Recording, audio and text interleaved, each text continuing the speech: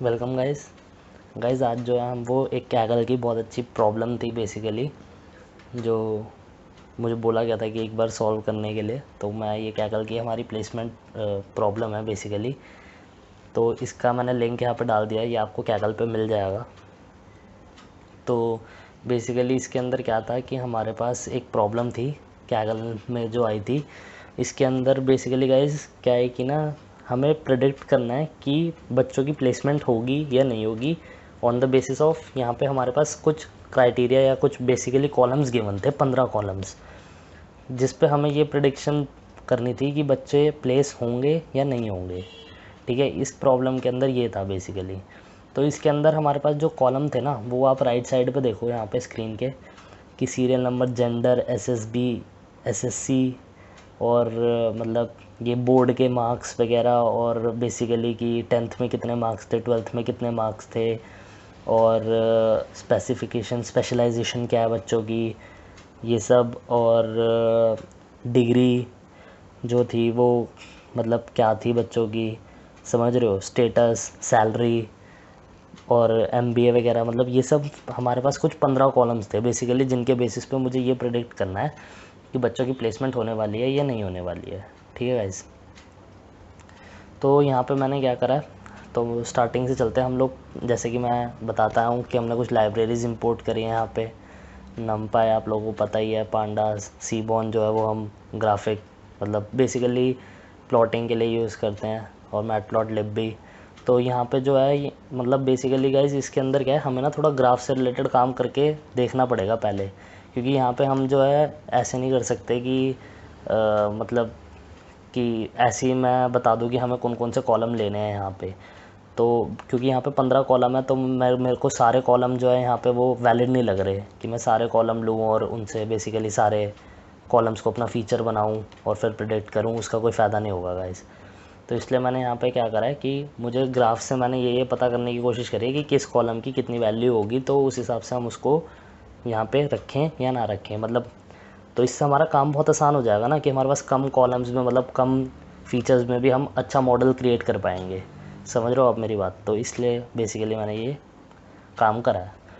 तो label encoder, जिससे कि हम ट्रांसफॉर्म कर सकें, उसको यूज़ करा है। पता ही है आप लोगों को, वन हॉट एनकोडिंग की तरह ही इसको यूज़ करते हैं।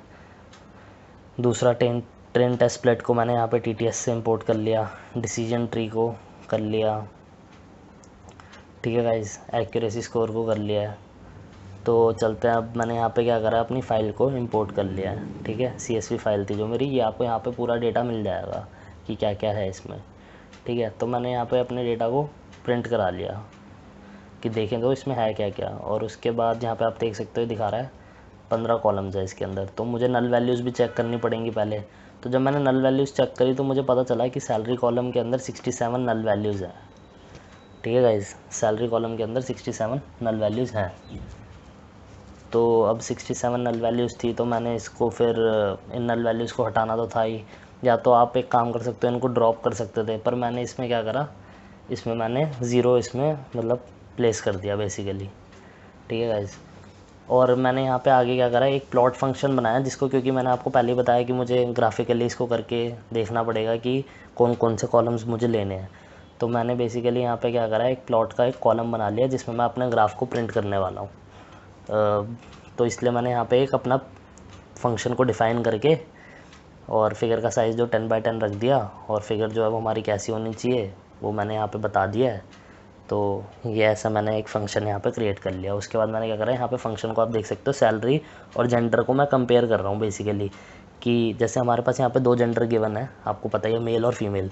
तो मैं उनके बीच में कंपैरिजन करके देख रहा हूँ कि मेल और फीमेल में जो है कि सैलरी का क्या डिफरेंस है, किस हिसाब से हो रही है। तो वो चेक करने के लिए मैंने बेसिकली यहाँ पे ये प्लॉट फंक्शन में ये सैलरी और जेंडर को पास करा। तो अब यहाँ पर देखो आप, मैं आपको आउटपुट में दिखाता हूँ। ये देखो बेसिकली क्या है, आप लोग यहाँ पे देख सकते हो कि यहाँ पे अपने पास मेल का जेंडर और फीमेल का जेंडर। तो मेल की आप लोग देखोगे ना, यहाँ पे तो ज़्यादा जो है सैलरी भी है, और बेसिकली ज़्यादा नंबर भी आ रहे हैं यहाँ पे मेल के एज़ कम्पेयर टू फीमेल्स के। ठीक है गाइस, क्या आप लोग यहाँ पे देख पा रहे हो कि यहाँ पे देख रहे हो, यहाँ पे मैक्सिमम जो है वो 75 के अराउंड है और यहाँ पे देखो यहाँ पे 10 के अराउंड भी आ रहा है। ठीक है गाइस, तो मतलब मेल को ज़्यादा सैलरी दी जा रही है और ज़्यादा नंबर ऑफ़ मेल्स प्लेस हो रहे हैं एज़ कम्पेयर टू फीमेल्स। ये ऐसा हमारा डेटा कहता है। ठीक है गाइस, तो इसके बाद मैंने क्या करा, सेम ऐसे ही बेसिकली अपना काउंट प्लॉट को पे एक बार ही करके देख लिया कि क्या सीन है काउंट प्लॉट का, कि कैसे चल रहा है। ठीक है, मेल और फीमेल का ही बेसिकली। तो यहाँ पे आप देख सकते हो कि मेल फीमेल में कितना डिफरेंस है यहाँ पे जो प्लेस्ड हुए हैं उनके बीच में। ठीक है गाइस, मतलब ये ब्लू से जो डिनोट हो रहा है ये मेरा मेल है और ये ऑरेंज से कलर से जो आ रहा है ये मेरा फीमेल है। ठीक है गाइस, तो यहाँ पे आप देख पा रहे हो कि मेल जो है वो ज़्यादा नंबर ऑफ़ मेल्स प्लेस्ड हो रहे हैं और यहाँ पे नॉट प्लेस्ड में भी देखोगे तो भी ज़्यादा नंबर ऑफ़ मेल्स ही हैं।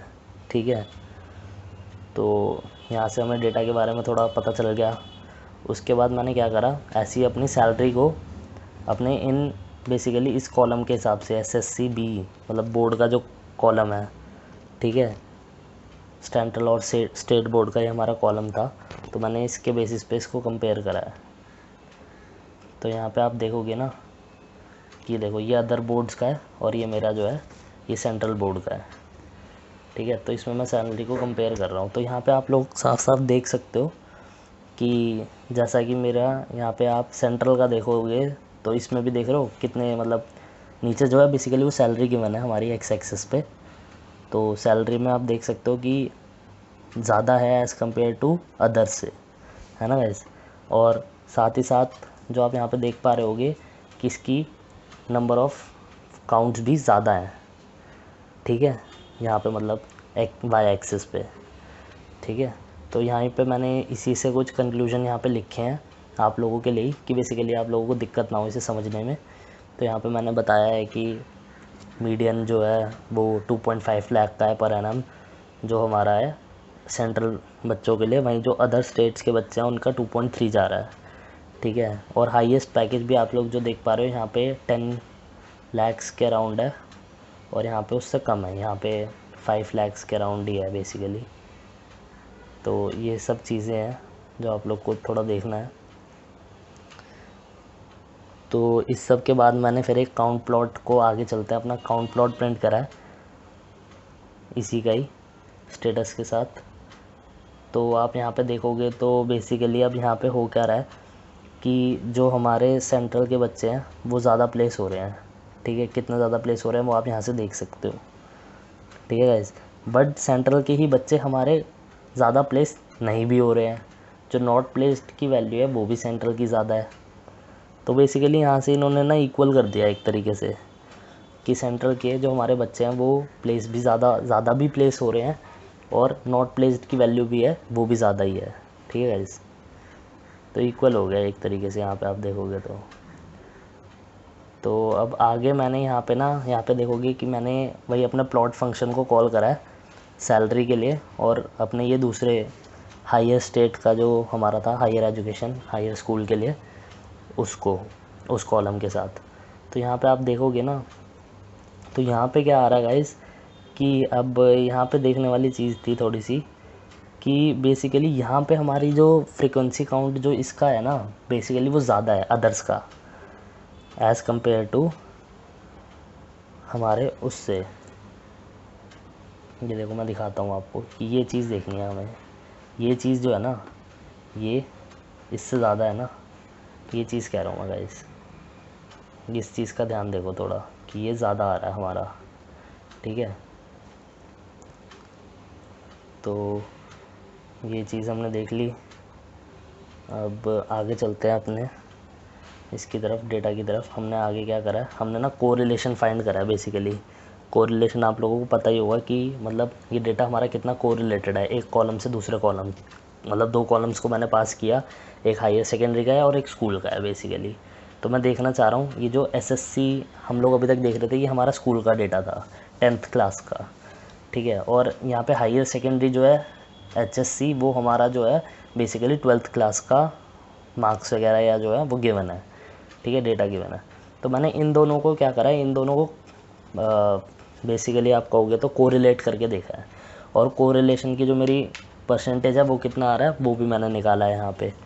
ठीक है गाइज, तो बेसिकली आप देखोगे यहाँ पे तो मेरा जो है वो ज़्यादा कोरिलेशन नहीं आया, 0.51 का कोरिलेशन आया है, ठीक है गाइज। तो जो कि बहुत ज़्यादा स्ट्रॉन्ग नहीं है बेसिकली। तो यहाँ पे मैंने इसको प्लॉट करके भी दिखाया आप लोगों को, ये लाइन देखो तो आप देख पा रहे हो कि ये ज़्यादा कोरिलेटेड नहीं है मेरा डेटा, ठीक है।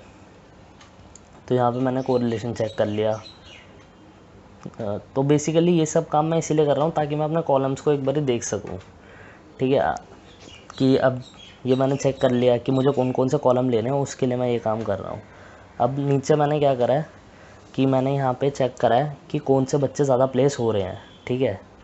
तो मैंने उसके लिए भी यहाँ पे कैट प्लॉट को यूज़ करा है, सीबॉर्न के। ये देखो मैंने यहाँ पे 3 ग्राफ प्लॉट करे हैं बेसिकली, ठीक है। अभी आपको स्क्रीन पे 2 दिख रहे होंगे, तो पहले इन दोनों को ही देखते हैं कि बेसिकली यहाँ पे मैंने ना चेक करा है हायर सेकेंडरी का और 10th क्लास वाला जो है स्कूल वाला, तो उन दोनों को, सीनियर सेकेंडरी और हायर सेकेंडरी को बेसिकली, कि मेल और फीमेल का क्या किस हिसाब से यहाँ पे जा रहा है, कि किस हिसाब से बच्चे प्लेस हो रहे हैं नहीं हो रहे हैं, ठीक है, और कितने हो रहे हैं, कि किसकी क्वांटिटी ज़्यादा है बेसिकली। इन सब चीज़ों को चेक करा है, ठीक है गाइज़।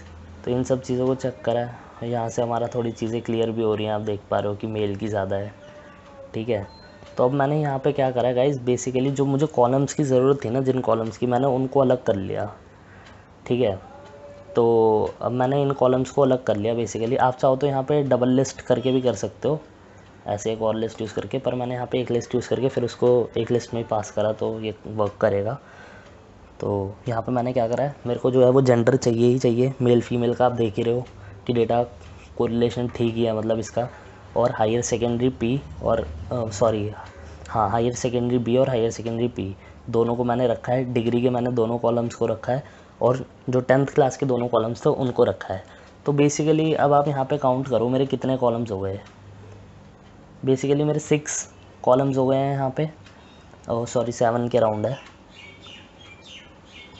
7 कॉलम्स मेरे हो गए हैं बेसिकली यहाँ पे, जो कि थे 31 से मैंने यहाँ पे रिड्यूस कर दिया अपने कॉलम को सिर्फ 7 में। तो आप देख रहे हो मतलब बहुत ज़्यादा डिफरेंस है यहाँ पे। तो जो कि मुझे लगा कि इन कॉलम्स को लेना ही वैलिड होगा, तो इसलिए मैंने बेसिकली यहाँ पे क्या करा है, सिर्फ 7 कॉलम्स को यूज़ किया गाइस, ठीक है। और यही मेरे फीचर्स कहलाएंगे, इन्हीं को मैंने अपने फीचर्स का नाम दे दिया, ठीक है गाइस। तो आगे चलते हैं। बेसिकली मैंने क्या करा, यहाँ पे जब फीचर्स मेरे जो आ गए, तो मैंने क्या करा यहाँ पे कि अपनी कैटेगोरिकल वैल्यूज़ में कन्वर्ट करना था मुझे इसको, ठीक है। तो मैंने अपनी कैटेगोरिकल वैल्यूज़ में कन्वर्ट करा है, ठीक है। अब यहाँ पे लेबल एनकोडिंग को ना यूज़ करते हुए मैंने ऐसे कन्वर्ट करा है, देखो कि यहाँ पे गेट डमीज़ फंक्शन को यूज़ किया मैंने और उन कॉलम्स को कन्वर्ट कर दिया, लूप लगाया बेसिकली। यहाँ पे आप देखोगे एक फ़ंक्शन बनाया मैंने पहले, और इस फंक्शन को मैंने इस लूप के अंदर कॉल किया है। और बेसिकली कॉल करने का तरीका ये है कि जो भी मेरी कैटेगोरिकल, या मतलब कहना चाहो तो जो भी मेरी वो वाली वैल्यूज़ हैं जिनका टाइप ऑब्जेक्ट होगा, ठीक है, तो उन वैल्यूज़ को मैं क्या कर रहा हूँ, यहाँ पे कन्वर्ट कर रहा हूँ ऑब्जेक्ट टाइप की वैल्यूज़ को अपनी न्यूमेरिक वैल्यूज़ में बेसिकली, ठीक है। कैटेगोरिकल वैल्यूज़ को बेसिकली मैं कन्वर्ट कर रहा हूँ यहाँ पे न्यूमेरिक वैल्यूज़ में, तो वो कन्वर्ट हो जाएगा बेसिकली। तो यहाँ पे मैंने, आप देख ही सकते हो जितने भी मेरे ऑब्जेक्ट टाइप का जो भी डेटा है, ऊपर आप यहाँ पे चेक भी कर सकते हो। यहाँ पे नहीं आ रहा है गाइस, इसमें नहीं है, वैसे आप चेक कर सकते हो इसको। तो आप लोग चेक करके, जैसे कि मैंने यहाँ पे चेक करा है बेसिकली, तो चेक करके यहाँ पे देखोगे ना मैंने प्रिंट करवाया है, ये देखो, यहाँ पे देखो कि मैंने यहाँ पे प्रिंट करवाया है। ये थे मेरे ऑब्जेक्ट टाइप के कॉलम 4, ठीक है। इन ऑब्जेक्ट टाइप के कॉलम्स को मैंने क्या करा कि यहाँ पे अपना इसमें कन्वर्ट कर दिया न्यूमेरिक वैल्यूज़ में, ठीक है गाइस। तो इस बेसिकली ये कोड जो है ये बहुत आपके काम आएगा इन चीज़ों को मतलब कन्वर्ट करने के लिए।